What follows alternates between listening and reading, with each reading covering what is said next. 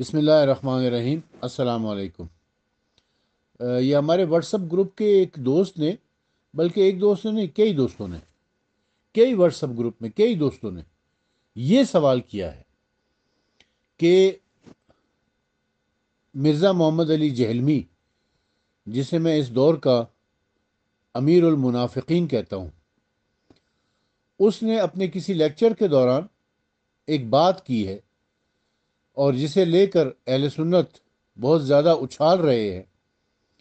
اس کا کہنا یہ ہے کہ سیدہ فاطمہ زہرا سلام اللہ علیہا کی شہادت کے حوالے سے جو روایت ہے وہ صرف کتاب سلیم بن قیس میں ہے، اور اس کا راوی جو ہے وہ ابان ہے۔ اب سلیم بن قیس کی کتاب مستند کتاب نہیں ہے، اور اس کا راوی جو ابان ہے وہ کاذب ہے، اور اس کے بعد جتنے بھی لوگوں نے لکھا ہے وہ سب اسی کتاب کے حوالے سے لکھا ہے۔ تو ایک کاذب راوی کی اور ایک جعلی کتاب کے حوالے سے اگر کوئی بات لکھی جاتی ہے تو وہ کسی صورت مستند نہیں مانی جا سکتی ہے۔ بس یہ ایک بات لوگوں نے پکڑ لی ہے اور اس کو پروپگیٹ کیے جا رہے ہیں۔ دیکھیں، سلیم بن قیس امام علی علیہ السلام کے صحابی تھے رحمت اللہ علیہ۔ انہوں نے ایک کتاب لکھی ہے، اور بعض لوگوں نے کہا کہ جی سلیم بن قیس نے لکھی، ابان نے لکھی ہے۔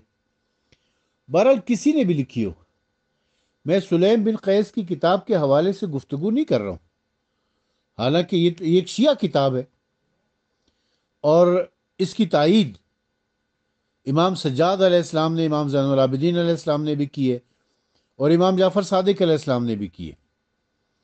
ہمارے نزدیک سلیم بن قیس کی کتاب بہت مستند کتاب ہے، ہمیں اس میں کسی قسم کا کوئی شک نہیں ہے۔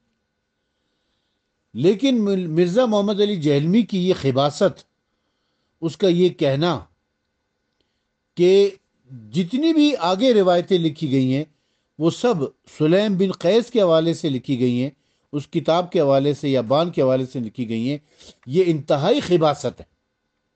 اس سے بڑا جھوٹ دنیا میں کوئی ہو ہی نہیں سکتا ہے۔ یہ اس کی کم علمی نہیں ہے، یہ اس کی منافقت ہے۔ اسی لیے میں اس کو کہتا ہوں کہ یہ امیر المنافقین ہے۔ یہ اپنے بزرگوں کو بچانے کے لیے اتنا بڑا بہتان لگا رہا ہے، اتنی بڑی تہمت لگا رہا ہے کہ شیعہ کتابوں میں جو کچھ بھی لکھا ہوا ہے وہ سب سلیم بن قیس کے حوالے سے۔ یہ بالکل جھوٹ ہے، بالکل غلط ہے۔ علامہ حسن العیاری صاحب نے ایام فاطمیہ کے حوالے سے ایک سلسلہ شروع کیا ہوا ہے، اور ان تمام شیعہ کتابوں کا وہ ذکر کر رہے ہیں۔ روزانہ وہ کئی گھنٹے بیٹھے ہوئے ہوتے، اور وہ ان تمام شیعہ کتابوں سے وہ روایات پڑھ پڑھ کر سنا رہے ہیں جو شیعہ کتابوں کے اندر موجود ہیں، اور جن میں سے کوئی ایک روایت بھی سلیم بن قیس کی کتاب کے حوالے سے نہیں ہے، یا کسی ایک روایت کا راوی ابان نہیں ہے۔ یہ تو ہو گئی شیعہ حوالے سے بات۔ میں اپنے حوالے سے اگر عرض کروں، میں نے آج تک میرے جتنے بھی وائس نوٹ آج تک آئے ہیں، کوئی ایک ریفرنس بھی سلیم بن قیس کی کتاب سے نہیں دیا۔ میں تو شیعوں کی کتاب سے کوئی ریفرنس دیتا ہی نہیں ہوں، الا ماشاء اللہ کہ اگر کوئی یہ مانگ لیتا ہے کہ جی ہمیں شیعہ کتاب سے ریفرنس چاہیے تو پھر دے دیا جاتا ہے، ورنہ میرا مطالعہ تو ہے ہی سنی کتابوں کا۔ اور میری لائبریری میں آپ دیکھیں کہ شیعہ کتابیں کم اور سنی کتابیں زیادہ ہیں، اور سنی کتابوں کے حوالے سے ہی میں بات کرتا ہوں۔ اب تک میں نے جتنے بھی ریفرنسز پیش کیے ہیں وہ 60 اہل سنت کی کتابوں کے جو ریفرنس پیش کیے ہیں، جناب سیدہ فاطمہ زہرا سلام اللہ علیہ کی شہادت، ان پہ مظالم، باغ فدا کو دیگر مسائل کے حوالے سے 60 اہل سنت کتابوں کے حوالوں کے ریفرنس پیش کیے۔ اور جس میں سے اکثر کی پکچرز بنا کے میں نے آپ کی خدمت میں پیش کر دی ہے، ان میں سے کوئی ایک روایت جتنی بھی میں نے پیش کی، کوئی ایک روایت بھی سلیم بن قیس کی کتاب سے نہیں ہے، کوئی ایک روایت بھی ابان سے نہیں ہے، ایک روایت بھی۔ دعوے سے یہ بات میں کہہ رہا ہوں، چیلنج کر کے یہ بات میں کہہ رہا ہوں کہ کوئی ایک روایت بھی نہ سلیم بن قیس کی کتاب کے حوالے سے ہے اور نہ ہی ابان کے حوالے سے۔ اور بڑے شرم کی بات ہوگی کہ اہل سنت اپنی کتابوں میں شیعہ کتاب کا حوالہ دے کر لکھیں گے، تو یہ ان کے لیے ذلت اور رسوائی کی بات ہے، یہ ان کے لیے شرمندگی کی بات ہے کہ ان کے اپنے کتابوں کے پاس میٹر نہیں ہے کیا کہ وہ شیعہ کتاب کے حوالے سے لکھ رہے ہیں،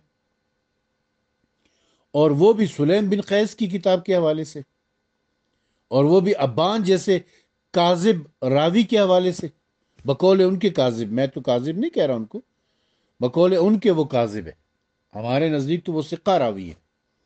سلیم بن قیس کی کتاب ہمارے نزدیک مستند ترین کتابوں میں شمار ہوتی ہے، لیکن میں ان کے اہل سنت کے حوالے سے بات کر رہا ہوں کہ اہل سنت تو ان کو غیر مستند کتاب مانتے ہیں اور ابان کو کاذب مانتے ہیں، تو وہ کاذب سے روایت لے کر اپنی کتابوں میں لکھ رہے ہیں، اور کیا وہ ایک غیر مستند کتاب کی روایتیں اپنی کتابوں میں لکھ رہے ہیں؟ ڈوب مرنے کا مقام ہے پھر تو، اگر انہوں نے ایسا کیا ہوا ہے تو ذلت اور رسوائی ہے پھر تو علماء اہل سنت کے لیے، سنی مولویوں کے لیے، اور حقیقت بھی یہی ہے کہ اہل سنت کی کسی ایک کتاب میں بھی نہ سلیم بن قیس کی کتاب کا حوالہ ہے اور نہ ابان سے کوئی روایت کی گئی ہے۔ میں نے اپنے گزشتہ وائس نوٹس میں جن کتابوں کے حوالے پیش کیے ہیں، جن کتابوں کی اصل کتابوں کی تصویر بنا کے پیش کیے، مثلا شاہ ولی اللہ محدث دہلوی کی کتاب ازالۃ الخفا، وہ جو روایت انہوں نے لکھی ہے وہ کس سے لکھی ہے؟ اور اس روایت کے راوی ہیں مالک ان اسلم مولا عمر ان عمر ابن خطاب۔ راوی کون ہے؟ عمر ابن خطاب۔ عمر ابن خطاب خود راوی ہے کہ ایسا ایسا میں نے کیا۔ عمر ابن خطاب سے کس نے روایت کی ہے؟ عمر کے غلام اسلم نے۔ اور اسلم سے کس نے روایت کی ہے؟ مالک نے۔ اس میں کہاں ہے ابان اور کہاں ہے سلیم بن قیس؟ اتنا جھوٹ بولتے ہیں، خدا کا خوف نہیں ان کو۔ یہ سارے ریفرنسز میں پہلے دے چکا ہوں، دوبارہ میں آپ کو بتا دوں گا۔ اچھا، پھر جلال الدین سیوطی کی کتاب فاطمۃ الزہرا، مسند فاطمۃ الزہرا سلام اللہ علیہا، اس میں جو روایت کی ہے وہ بھی حضرت اسلم سے، کہتے جی حضرت اسلم رضی اللہ عنہ سے مروی ہے کہ رسول اللہ صلی اللہ علیہ وسلم کے وصال کے بعد حضرت ابو بکر صدیق کی بیعت کی گئی تو حضرت علی مرتضیٰ اور حضرت زبیر سیدہ فاطمہ زہرا کے ہاں خلافت کے متعلق گفتگو اور مشاورت کرنے کے لیے آئے اور پھر چلے گئے۔ اب یہ پوری تفسیر یہ میں بیان کر چکا ہوں، یہ پوری روایت میں پہلے بیان کر چکا ہوں۔ اس کا راوی کون ہے؟ اسلم۔ اسلم کون؟ عمر کا غلام۔ عمر کا غلام اسلم اس کا راوی ہے، اور یہ کہتے ہیں کہ جی ابان سے روایت لی گئی ہے۔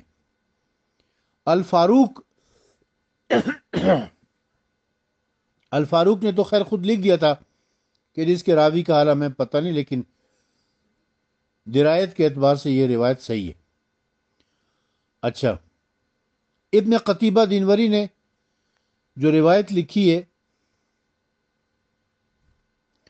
وہ انہوں نے خود ڈائریکٹ حضرت عمر سے لکھی ہے، اس کے راوی خود حضرت عمر ہے۔ مروج الذیب میں مسعودی نے جو روایت لکھی ہے اس میں انہوں نے کسی کا حوالہ نہیں دیا ہوا کہ وہ کس کے حوالے سے یہ بات کر رہے۔ تاریخ یعقوبی نے عبد الرحمن بن عوف کے حوالے سے لکھی ہے، عبد الرحمن بن عوف کے حوالے سے۔ تو کہاں ہے بھائی اس میں ابان؟ المعجم الکبیر المعجم الکبیر میں بھی یہ روایت جو ہے یہ اسلم سے ہے، اسلم بن زید سے، یعنی وہ جو عمر کا غلام ہے۔ اس طریقے سے کنز الامال میں بھی یہ روایت عبد الرحمن بن عوف سے۔ اچھا، العقد الفرید میں یہ روایت خود حضرت عمر سے۔ تاریخ طبری میں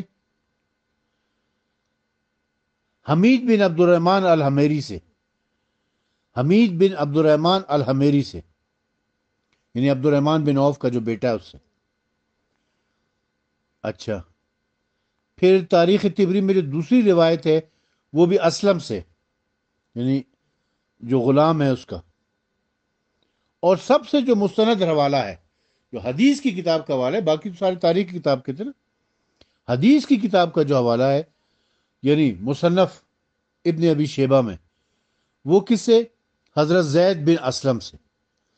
لکھا ہے کہ حضرت زید بن اسلم اپنے والد سے روایت کرتے ہیں کہ نبی کریم کے وفات کے بعد حضرت ابو بکر کی بیعت کی گئی تو حضرت علی اور حضرت زبیر رسول اللہ کی بیٹی کے ہاں آنے جانے لگے۔ زید بن اسلم سے، یعنی اسلم کون ہے؟ اسلم حضرت عمر کا غلام ہے، اور اس کا بیٹا زید روایت کر رہا ہے۔ یہ اتنی ساری روایتیں میں نے بھی آپ کے سامنے پیش کی، ان میں سے کوئی ایک روایت آپ بتا دیں کہ جو ابان سے ہو، یا کوئی ایک روایت آپ بتا دیں جو سلیم بن قیس کے حوالے سے ہو۔ جھوٹ بولتے ہیں، اتنا جھوٹ بولتے ہیں۔ سب سے اہم جو روایت میں نے آپ کی خدمت میں پیش کی تھی وہ الملل والنحل سے تھی۔ الملل والنحل میں صفحہ نمبر 97 پر میں اردو ترجمے سے پڑھ رہا ہوں، گو کہ اردو ترجمے میں اس نے بہت ڈنڈی ماری ہے۔ ایک تو بریکٹیں ڈال کے مفہوم کو کافی بدلنے کی کوشش کی ہے، اور پھر اصل بات کو جو ہے نا وہ تروڑ مروڑ کے پیش کیا ہے۔ میں جو کچھ لکھا ہوا ہے وہ آپ کے سامنے پڑھ کے سناؤں گا۔ لکھا ہے کہ نظام کا میلان رزق کی جانب تھا۔ نظام، یہ ہم لوگ اردو میں اس کو نظام پڑھتے ہیں، یہ اصل لفظ نظام ہے۔ نظام کا میلان رزق کی جانب تھا۔ اب یہ اس نے جو روایت لکھی ہے پوری الملل والنحل میں، شہرستانی نے، جو اہل سنت کے بڑے عالم ہیں، انہوں نے جو روایت لکھی ہے وہ نظام سے لکھی ہے، اور نظام کے بارے میں وہ کہہ رہا ہے کہ اس کا میلان رزق کی جانب تھا، یعنی خود رافضی تھا نہیں، اس کا میلان تھا، اس کا جھکاؤ رزق کی جانب تھا۔ اور کبار صحابہ کی شان میں اس نے گستاخیاں کی ہیں۔ اس نے پہلے کہا کہ امامت کا انعقاد صرف نص و تعین سے ہوتا ہے، اور یہ نص ظاہر اور کھلی ہوئی واضح ہوتی ہے۔ نبی کریم صلی اللہ علیہ وسلم نے حضرت علی پر متعدد مواقع پر امامت کی نص کی تھی، اور اسے اس انداز سے ظاہر کیا تھا جو جماعت المسلمین پر مشتبہ و مشکوک نہیں تھا، مگر عمر نے اس کو چھپایا، اور یہ وہی تھے جنہوں نے سقیفہ بنی ساعدہ میں ابو بکر کی بیعت کا انصرام کیا تھا۔ یعنی سقیفہ میں سقیفہ کا جو پورا ڈرامہ تھا، وہ پورا ڈرامہ کا ڈائریکٹر کون تھا؟ وہ حضرت عمر تھے۔ یہ سارا ان کی پلاننگ تھی۔ نظام نے حضرت عمر کی جانب اس بنا پر شک کی نسبت کی ہے کہ انہوں نے صلح حدیبیہ کے موقع پر رسول صلی اللہ علیہ وآلہ وسلم سے یہ سوال کیا تھا کہ کیا ہم حق پر نہیں ہیں، اور کیا کفار قریش باطل پر نہیں ہیں؟ رسول اللہ صلی اللہ علیہ وسلم نے فرمایا بے شک ایسا ہی ہے، ہم حق پر ہیں اور کفار قریش برسر باطل ہے۔ اس پر حضرت عمر نے کہا کہ تو پھر ہم اپنے دین میں کیوں ذلت گوارا کریں؟ اب بریکٹ میں لکھتے ہیں نظام لعین۔ اب وہ نظام کو لعین کے، یہ کون لکھ رہا ہے؟ یہ مترجم کر رہا ہے۔ ہو سکتا ہے کہ یہ شہرستانی نے کیا ہو، لیکن میرا خیال ہے کہ یہ شہرستانی کا کام نہیں، یہ مترجم کا کام ہے، اور اس کتاب کا جو مترجم ہے وہ ہے پروفیسر علی محسن صدیقی۔ یہ اس نے اس قسم کے الفاظ لکھے ہیں۔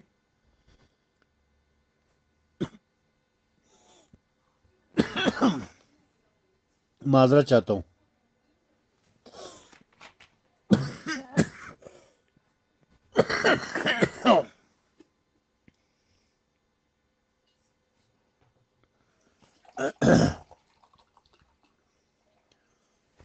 حضرت عمر کا یہ سوال دین میں شک و تردد اور رسول اللہ نے جو فیصلہ کر دیا ہے اس کے بارے میں حضرت عمر کے نفس میں جرأ کا پایا جانا ہے۔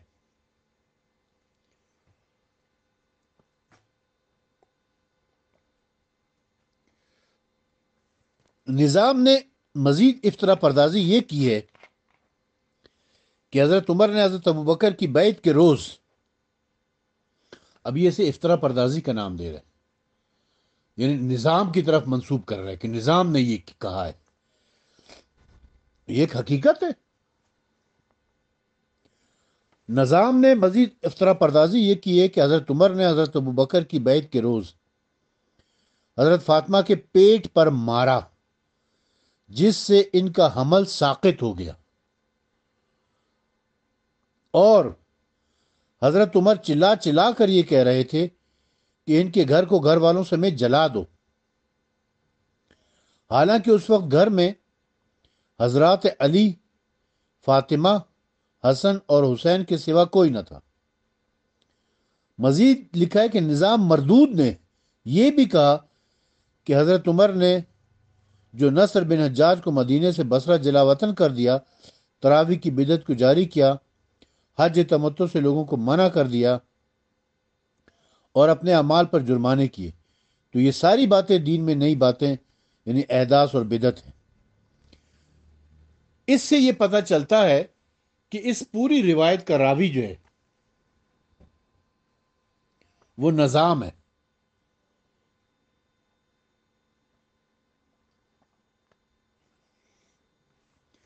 اب یہ نظام کون ہے؟ کیا یہ کوئی شیعہ راوی ہے؟ پہلی بات تو یہ کہ الملل والنحل میں شہرستانی نے جو کچھ لکھا ہے وہ ابان کے حوالے سے نہیں لکھا، وہ سلیم بن قیس کے حوالے سے نہیں لکھا ہے، وہ نظام کے حوالے سے لکھا ہے۔ اور اب یہ نظام کون ہے؟ یہ دیکھ لیں، سوائے کے محرقہ جو علامہ ابن حجر مکی کی لکھی ہوئی کتاب ہے، جس کا ترجمہ علامہ اختر فتح پوری نے کیا ہے، اس کے صفحہ نمبر 19 پر اختلاف کے منبع کے عنوان سے لکھ رہے ہیں،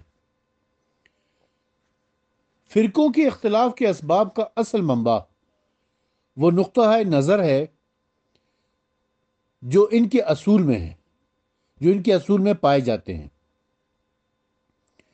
جیسے کہ بغدادی نے کہا ہے، کیونکہ ان میں اس بات پر اختلاف پایا جاتا ہے کہ مستحق امامت کون ہے، کیا وراثت سے استحقاق ملتا ہے، اور وارث کون ہے۔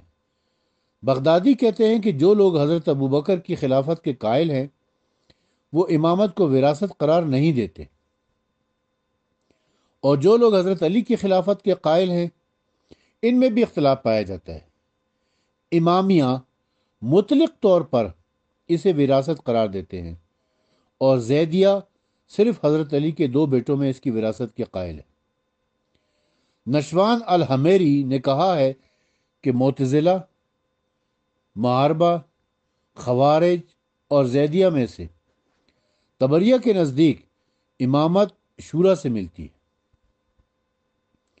شیعوں کے نزدیک قریشیوں کے سوا اور کوئی اس کا مستحق نہیں ہو سکتا، زرار کے نزدیک اجمی بھی اس کے حقدار ہو سکتے ہیں، رواندیہ کے نزدیک حضرت نبی کریم صلی اللہ علیہ وسلم کی وفات کے بعد آپ کے چچا عباس اس کے حقدار ہیں، اور اکثر شیعہ مفضول کی امامت کے قائل نہیں۔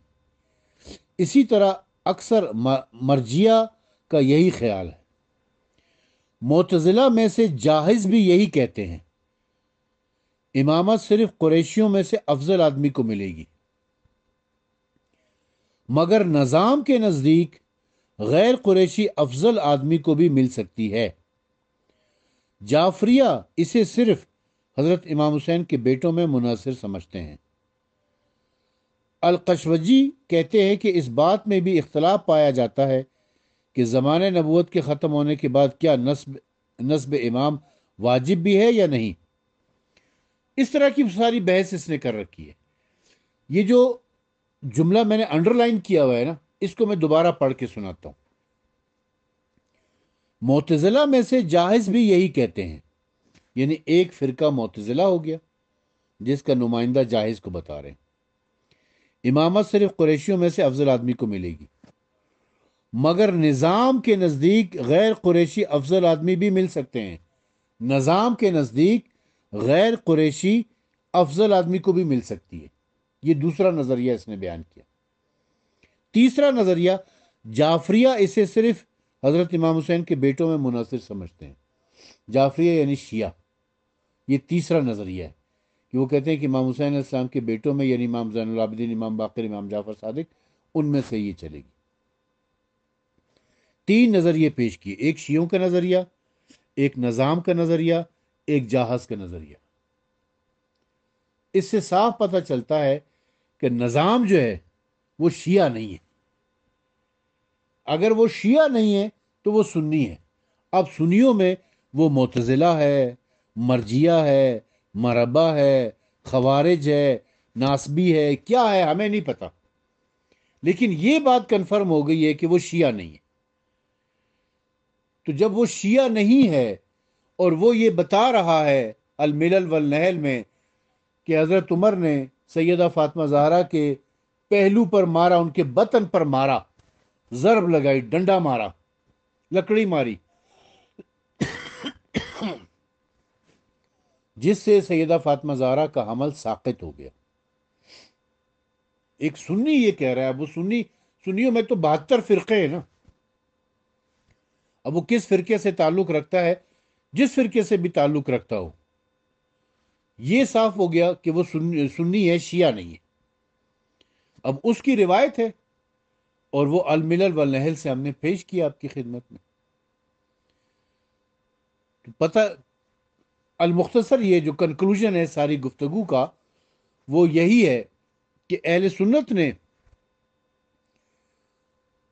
جہاں کہیں پر بھی سیدہ فاطمہ زہرا کے حوالے سے ذکر کیا ہے، ان کے گھر کو جلانے کے حوالے سے، ان کے بطن پر مارنے کے حوالے سے، ان کی شہادت کے حوالے سے، باغ فدق کے غصب کرنے کے حوالے سے، کہیں پر کوئی ایک روایت بھی